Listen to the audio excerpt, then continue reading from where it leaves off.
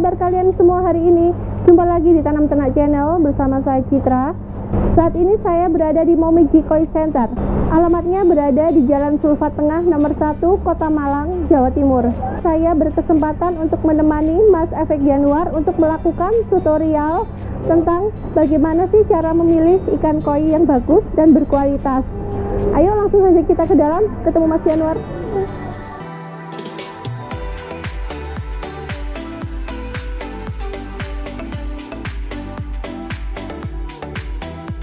Halo Mas Januar, apa kabar? Halo. Ketemu lagi Mas. Ya. Mas, kali ini saya ingin belajar tentang bagaimana cara memilih koi yang bagus nih Mas. Boleh. Mohon disampaikan tutorialnya ke teman-teman di rumah. Boleh. Oke Mas, silakan. Caranya apa saja Mas? Ya, bagi baik teman-teman, sedikit saya share sedikit tentang bagaimana sebenarnya memilih ikan koi yang layak untuk dibesarkan sebenarnya. Yang pertama mungkin bisa lihat aja, kita bicara. Jadi sekarang saya mau jelaskan tentang ini ada kohaku, di sini ada showa. Ini kohaku, ini showa. Kebetulan ini farmnya Momotaro, jadi import Momotaro. Jadi sebelumnya Mas, Momotaro itu farm di Jepang? Farm di Jepang. Okay. Farm di Jepang. Jadi farm di Jepang. Jadi ini kohaku Momotaro, mako kohaku, ini showa. Jadi pertama yang mungkin mesti teman-teman juga harus paham, memilih koi itu yang pertama itu harus pastikan dulu bahwa dia itu bukan koi yang cacat. Artinya dia harus bisa lihat kepalanya normal, badannya normal, ekor normal, sirip 4 di bawah itu normal, itu dipastikan dulu. Terus yang kedua, yang mesti setelah melihat bodinya normal, semuanya normal, dipastikan juga bahwa kualitas skin yang dipilih adalah kualitas skin yang bagus. Artinya kualitas skin yang bagus dia merah. Sebisa mungkin memilih ikan koi yang kualitas skinnya merah, terus batas antara merah sama putih ini jelas. Batasnya jelas. Jadi kalau ini kan merah putih, jadi nggak ada lagi gradasi warna. Itu yang mesti harus dipilih. Terus kalau kita bicara kohaku, di showa pun hampir sama. Ya showa terus kalau di showa mungkin lebih ke patternnya yang kohaku ini bisa dari kepala sampai pangkal ekor. Terus yang kedua mesti dilihat juga pertumbuhan hitamnya. Mungkin di koi bilangnya sumi ya, sumi itu. Jadi sebisa mungkin di kepala ini keluar hitam, di tengah dan sampai pangkal ekor. Masalah pattern itu kembali lagi ke selera. Ada yang patternnya mau yang step 4 atau step 2 atau step 3 apa yang ini. Step 4, step 2? Step 4 itu artinya kepala ada satu pattern, di badan ada satu pattern, di sebelum pangkal ekor ada satu pattern. Jadi warnanya merah ini terbagi jadi 4 area atau 4 bagian. Jadi itu atau 3 bagian atau step 3 dibagi cuma 3 step gitu. Itu yang bisa dipilih. Yang paling penting itu suka dulu. Artinya lebih suka koi yang pattern apapun itu bebas. Yang paling penting ikan dalam kondisi bagus, tidak cacat. Terus yang kedua dia pertumbuhannya bagus juga. Terus patternnya kembali lagi, skinnya juga bagus. Terus yang terakhir adalah pattern kembali lagi ke selera, subjektivitas itu tadi sih. Yang sehat itu yang bagaimana sih Mas?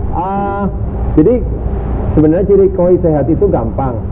Intinya pada saat koi berenang di kolam itu sirip-siripnya itu dalam kondisinya shining, nggak boleh buram. Kalau udah buram, terus badannya ini mulai buram, terus kayak ada jamur-jamur itu ikannya sakit. Kelihatan sekali ya. Kelihatan kalau sekali. Jamur.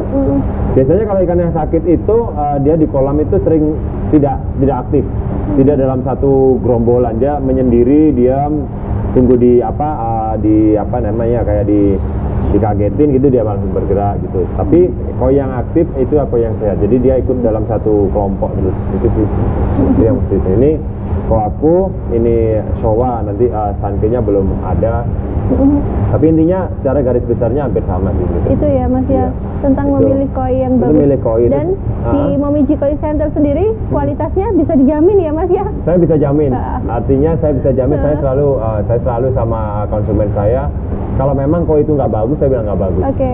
Nah, kalau memang dia nggak layak dibesarkan, ya saya bilang nggak layak dibesarkan. Tapi kembali lagi ke konsumen, mau carinya ikan yang bagaimana. Iya. Gitu. Di Momiji Koi sendiri itu Mas, selain untuk menjual koi impor, ada apa saja sih Mas kalau misalnya selain koi?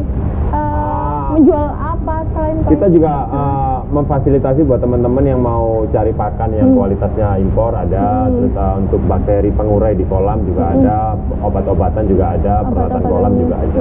Tapi lebih kita fokus bagaimana ikan koinya sih. Tapi itu ada semua, pakan semuanya.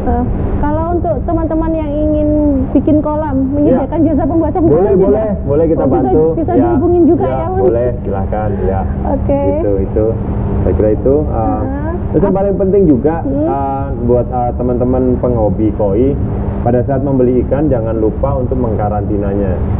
Awal membeli ikan dari misalnya dari sini gitu, ya. Mau dimasukkan ke kolamnya di rumah. Bagaimana jadi sebisa mungkin dipastikan ke penjualnya atau dealernya. Kalau kita pasti memastikan bahwa itu sudah dikarantina dengan baik sehingga masuk di kolam penghobi itu dengan aman, dengan nyaman, jadi ikannya tidak bermasalah. Tapi model karantinanya bagaimana? Jadi model karantinanya sebenarnya sederhana aja. Yang penting pada saat teman-teman beli ikan koi, dimanapun tokonya, di pasar, dimanapun boleh, jangan langsung masuk di kolam langsung. Jadi harus ditaruh tempat bak khusus selama minimal 7 hari sampai 10 hari. Itu jadi air sebelum beli, siapkan air 24 jam atau 2 kali 24 jam sebelumnya.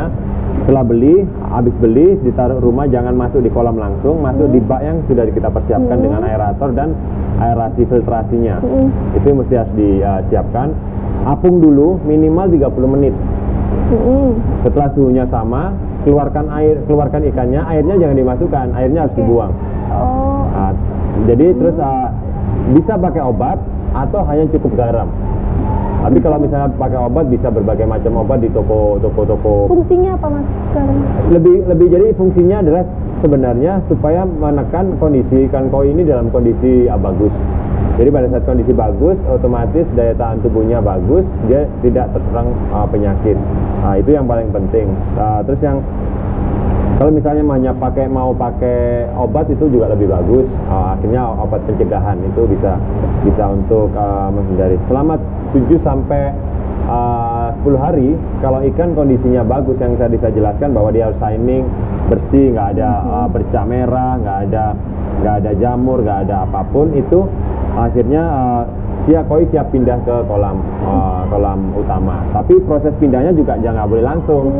Proses pindahnya kalau bisa air di kolam ditaruh di aerator dulu di kolam karantina.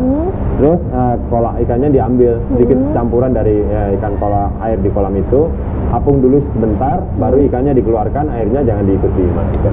Itu sih, itu simpel supaya tidak terjadi masalah saat ikan di dalam kolam utama. Itu sih. Jadi ada penyesuaian dulu ya Mas ya. Prosedurnya itu sih yang harus dijalankan supaya ikan nggak bermasalah. Ada lagi Mas mungkin yang disampaikan terkait tips? Terkait tips, jadi untuk memilih ikan koi sebenarnya banyak caranya. Artinya pattern itu nggak menjamin ikan akan menjadi juara kalau misalnya mau show, tapi kualitas bentuk badan dan kualitas skin itu yang menentukan dia untuk menjadi juara. Jadi untuk menentukan itu keahlian masing-masing. Jadi kalian teman-teman semua itu masing-masing bisa menemukan ini bakal juara, bakal enggak, itu nanti bagaimana peliharanya, keepingnya, makanannya bagaimana, airnya bagaimana, itu yang bisa menentukan nanti ikan juara. Jadi ikan bagus itu nggak selamanya akan bagus, ikan jelek itu nggak selamanya akan jelek.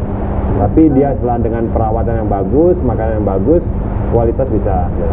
Itu yang paling penting. Dasar ikannya bagus dulu. Saya kira itu. Mungkin saya kira itu sedikit share ya, bukan soal menggurui, tapi bisa share, berbagi sedikit. Yang saya tahu mungkin teman-teman yang lain mungkin lebih bagus, lebih pintar, bisa kita saling share aja. Gitu, saling tukar informasi. Oke, Mas, terima kasih. Terima kasih tutorial banyak. yang disampaikan. Semoga bermanfaat. Oke, teman-teman, itu tadi tutorial singkat namun bermanfaat yang disampaikan oleh Mas Efek Yanuar. Semoga bisa menambah pengetahuan kalian, terutama buat kalian yang ingin memulai bisnis ikan koi. Teman-teman, untuk informasi tentang Momiji Koi Center secara lengkapnya saya tulis di kolom deskripsi, kalian bisa lihat di situ. Dan terima kasih teman-teman sudah menyaksikan video ini sampai selesai. Jangan lupa subscribe bagi yang belum subscribe, dan jangan lupa juga tekan tombol notifikasi supaya kalian tidak ketinggalan video-video dari kami berikutnya. Oke, thank you, terima kasih. Assalamualaikum. Terima kasih, Mas. Terima kasih ya.